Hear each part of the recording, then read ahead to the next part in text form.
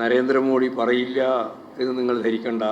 എനിക്ക് വിവേകാനന്ദ പാറയിൽ ഞാൻ തപസ്സിരുന്നപ്പോൾ, തപസ് എന്ന് പറയുമോ അല്ല പ്രാർത്ഥന എന്ന് പറയുമോ എന്ന് എനിക്കറിയില്ല, അങ്ങനെ ഇരുന്നപ്പോൾ ഞാൻ മനുഷ്യൻ്റെ കൂട്ടത്തിൽപ്പെട്ടതല്ല, ജൈവപരമായിട്ടുള്ള ഒരു സൃഷ്ടിയല്ല, ഞാൻ ദൈവത്തിൻ്റെ സൃഷ്ടിയാണ്, പ്രത്യേകതയുണ്ട് എന്ന് പറഞ്ഞയാൾ ഞാൻ തന്നെ ദൈവമാണ് എന്ന് 4-ാം തീയതിക്ക് ശേഷം പ്രഖ്യാപിക്കുമോ എന്ന് പറയാൻ സാധിക്കാത്ത രീതിയിലാണ് ചിത്രം.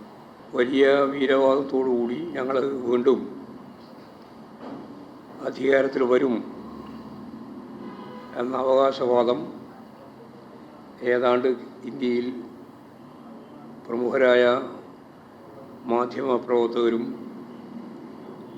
തിരഞ്ഞെടുപ്പ് വിശകലനത്തിന് നല്ല രീതിയിൽ അറിയപ്പെടുന്നവരുമായ പലരും മാധ്യമങ്ങളും BJPക്ക് വലിയ തിരിച്ചടി നേരിടും എന്ന് തന്നെയാണ് ഇപ്പോൾ വ്യക്തമാക്കിയിട്ടുള്ളത്. പ്രതിപക്ഷ നേതാക്കളെ ജയിലിലടച്ചും കള്ളക്കേസിൽ ഉൾപ്പെടുത്തിയും പാർട്ടികളെ തന്നെ പിളർത്തിയും NDAക്ക് അനുകൂലമായ രാഷ്ട്രീയ സാഹചര്യം ഒരുക്കാനാവുമെന്നായിരുന്നു അവരുടെ പ്രതീക്ഷ. അതിനോടൊപ്പം പലരെയും പ്രലോഭിപ്പിച്ച് കൂടെ നിർത്തുകയും ചെയ്തിരുന്നു. അയോധ്യയിലെ രാമക്ഷേത്ര നിർമ്മാണം, ഭരണഘടനയിലെ 370-ാം വകുപ്പ് റദ്ദാക്കൽ, ഏക സിവിൽ കോഡ് നടപ്പിലാക്കൽ തുടങ്ങിയിട്ടുള്ള കാര്യങ്ങൾ മുന്നോട്ടേക്ക് വെച്ചുകൊണ്ട് ഹിന്ദുത്വ വികാരം ഉണ്ടാക്കി അത് ഉപയോഗിക്കുക എന്നുള്ളതായിരുന്നു അവരുടെ ഉന്നം. മോഡി ഗ്യാരണ്ടി എന്ന അവകാശവാദവും അവർ ഈ തെരഞ്ഞെടുപ്പിൻ്റെ ഭാഗമായിട്ട് ആദ്യഘട്ടങ്ങളിൽ പ്രചരിപ്പിച്ചിരുന്നു. എന്നാൽ ഇത്തരത്തിലുള്ള എല്ലാവിധ ചെപ്പടി വിദ്യകളെയും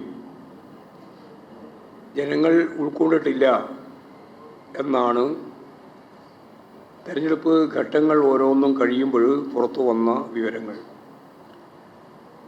മാത്രമല്ല, വിലക്കയറ്റം, തൊഴിലില്ലായ്മ, കാർഷിക തകർച്ച തുടങ്ങിയിട്ടുള്ള പ്രശ്നങ്ങൾ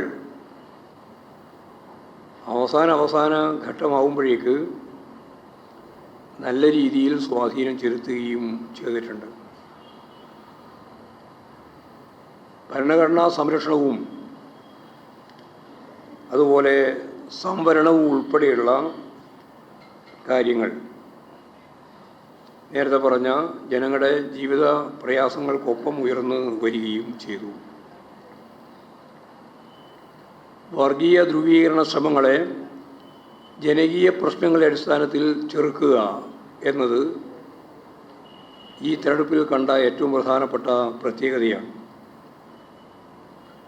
കർഷകരും തൊഴിലാളികളും വനിതകളും വിദ്യാർത്ഥികളുമെല്ലാം നടത്തിയിട്ടുള്ള സമരങ്ങൾ, പോരാട്ടങ്ങൾ രാജ്യത്തെ കർഷകർക്കും പാവപ്പെട്ട ജനവിഭാഗങ്ങൾക്കും എതിരായി നിലകൊള്ളുന്ന BJP ക്യാമ്പയിൻ്റെ ഭാഗമായുള്ള നേതാക്കൾ ഇങ്ങോട്ടേക്ക് വരേണ്ടതില്ല എന്ന തരത്തിലുള്ള ക്യാമ്പയിൻ പോലും ഈ ജനകീയ പ്രശ്നങ്ങളെ അടിസ്ഥാനപ്പെടുത്തിയിട്ട് ഇന്ത്യയിൽ ഉണ്ടായി എന്നുള്ളത് വളരെയേറെ പ്രാധാന്യമുള്ള ഒന്നാണ്. ഇത്തരത്തിലുള്ള ശക്തിയായ ജനങ്ങളുടെ പ്രതിഷേധത്തോടെ സമനില തെറ്റിയ രീതിയിലാണ് പിന്നീട് പ്രധാനമന്ത്രിയുടെ ക്യാമ്പയിൻ. ഇന്ത്യയുടെ ചരിത്രത്തിൽ ഒരു പ്രധാനമന്ത്രിയും ചൂണ്ടിക്കാണിക്കാത്ത രീതിയിൽ വർഗീയ ധ്രുവീകരണത്തിൻ്റെ പ്രശ്നങ്ങളാണ് പിന്നെ ഉന്നയിച്ചത്. മാത്രമല്ല, അദ്ദേഹം പച്ചയായ രീതിയിൽ മുസ്ലിം വിരുദ്ധത പ്രകടിപ്പിക്കുകയും ചെയ്യുന്ന സ്ഥിതി ഉണ്ടായി. കഴിഞ്ഞ 10 വർഷക്കാലമായി ഒരു വാർത്താ സമ്മേളനവും നടത്താൻ കൂട്ടാക്കാതിരുന്ന ഇന്ത്യൻ പ്രധാനമന്ത്രി നേരത്തെ പറഞ്ഞ സംഭവവികാസങ്ങൾക്ക് ശേഷം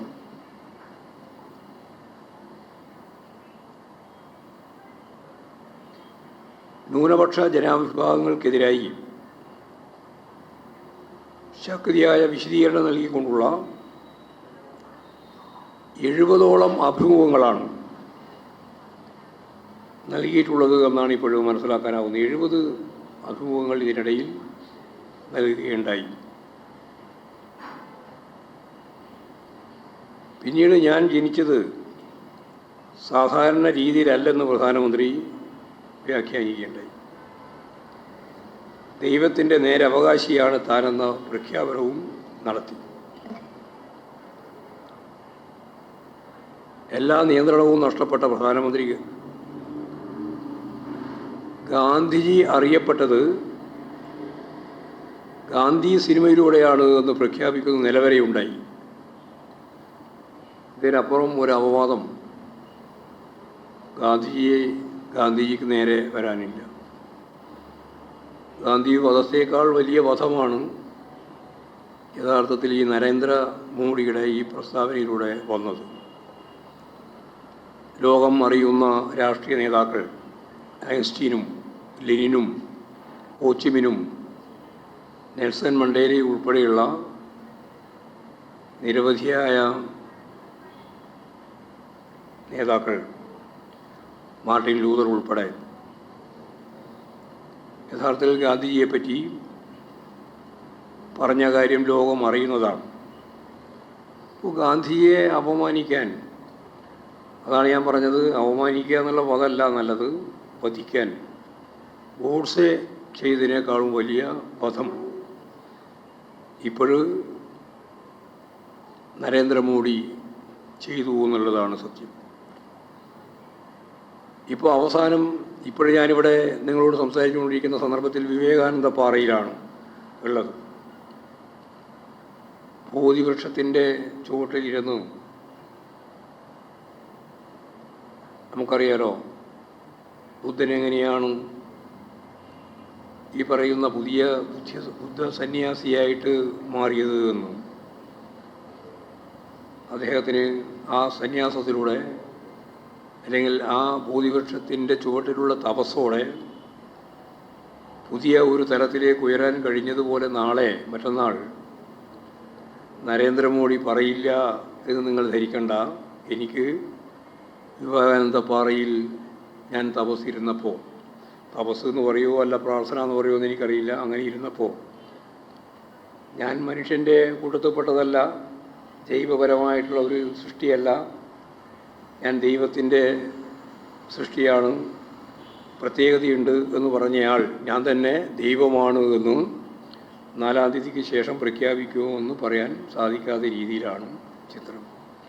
രാഷ്ട്രീയം ഇതുപോലെ അധപ്പതിപ്പിച്ച, വർഗീയവൽക്കരിക്കുക എന്ന നിലപാട് സ്വീകരിച്ച ഒരു പ്രധാനമന്ത്രി ഇന്ത്യയിൽ ഇന്നേ വരെ ഉണ്ടായിട്ടില്ല എന്നുള്ളതാണ്. മതനിരപേക്ഷ കാഴ്ചപ്പാടുകൾ മുന്നോട്ടേക്ക് വെക്കുന്ന ഒരു ഭരണഘടനയ്ക്ക് കീഴിൽ